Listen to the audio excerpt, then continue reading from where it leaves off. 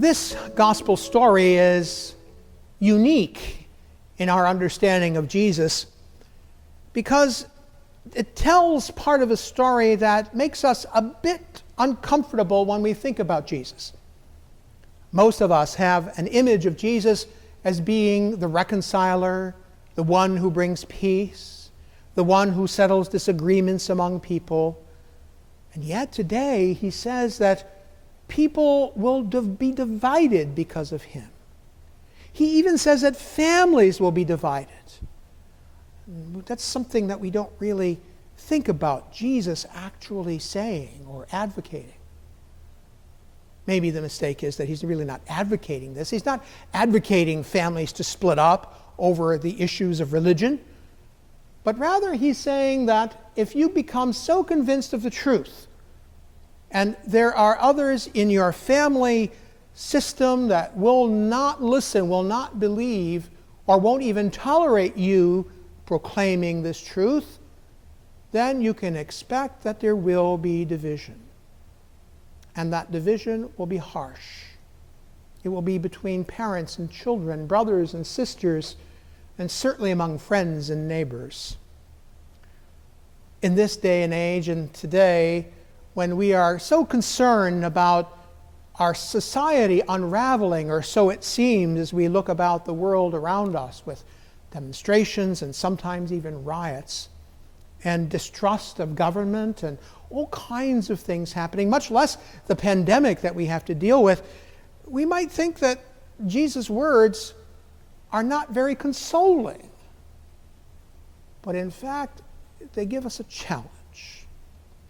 They give us a challenge that we need to know the mind and the heart of Christ, and we need to know it so deeply that we begin to see even the divisions among us to be ones of value. Not politics, but rather deep human value. Really understanding what God created in a human being. Really deeply understanding the dignity and the worth of each and every human person. Beginning to understand how all of us are made of the same flesh and blood, regardless of the color of our skin, our nation of origin, or the language we speak. These things are but small differences among us that make up the great diversity of our human family. But at the very heart of it, each and every one of us is made in the image and the likeness of God.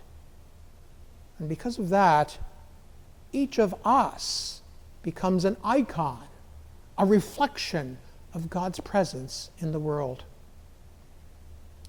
This is the message Jesus came to proclaim. That God loves us because he created us. That God loves us because in loving us, he's loving himself. That we actually share in the life of God. This was the sacred trust that he gave to those first disciples, the 12 that we name today in our gospel lesson, the ones that we call apostles. And it's that word I'd like us to think about for a moment. Apostle. The word itself means one who is sent. And so we hear even in today how they are called disciples, and then they are named, and then Jesus sends them out, and then they are referred to as apostles.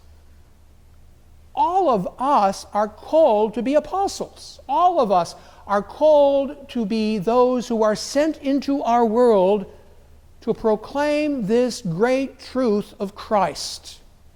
That each and every one of us is made in the image and likeness of God, and because we are icons of God's very presence in the world, each and every one of us is worthy of God's love and of our mutual respect and care and concern of our love as well.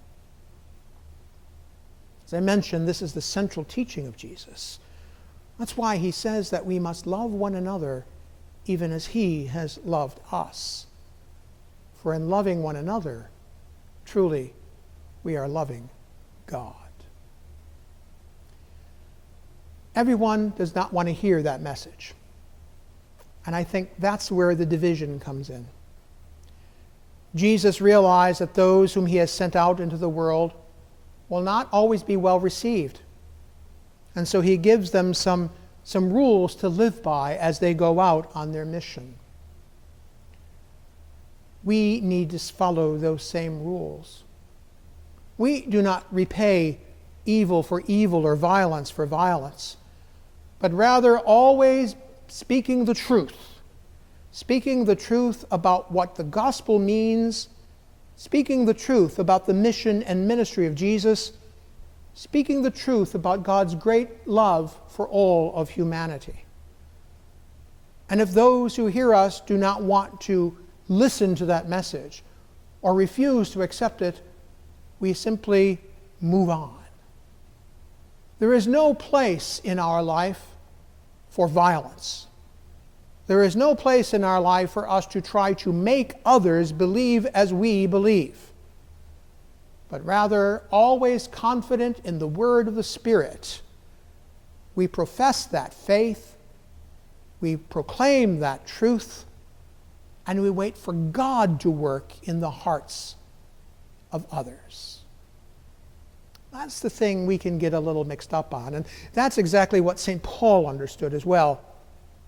That we don't come to faith, we don't come to our salvation by our own designs or our own skills.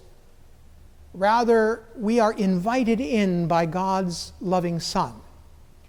And it is that invitation which is a great grace. And it is that grace that provides us the means by which we discover who we truly are as God's children. It is then that we find the gifts of the Spirit in our lives. It is then that our skills and talents are discovered so that they can be used by God in the work of the kingdom.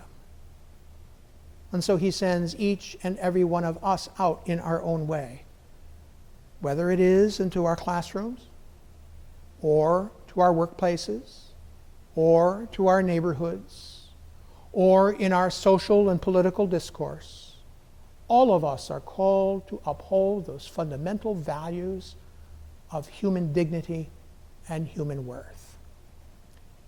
It is only then that we will see the answer to the problems we face in our care for one another, in our compassion for the sick and the suffering, in our compassion for those who mourn those who die because of plague or any other reason, and that those who feel oppressed and put down may see in us the very dignity that is theirs, the dignity we recognize and respect, uphold, and honor. So, as we hear these words today, and we will recite in a moment the words of the Creed, remember that we say we believe in one holy, Catholic, and apostolic church. Yes, it's based on the faith of the apostles, but it's also apostolic in the sense that it is constantly being sent forth into the world by the power of the Spirit to proclaim this good news of Jesus.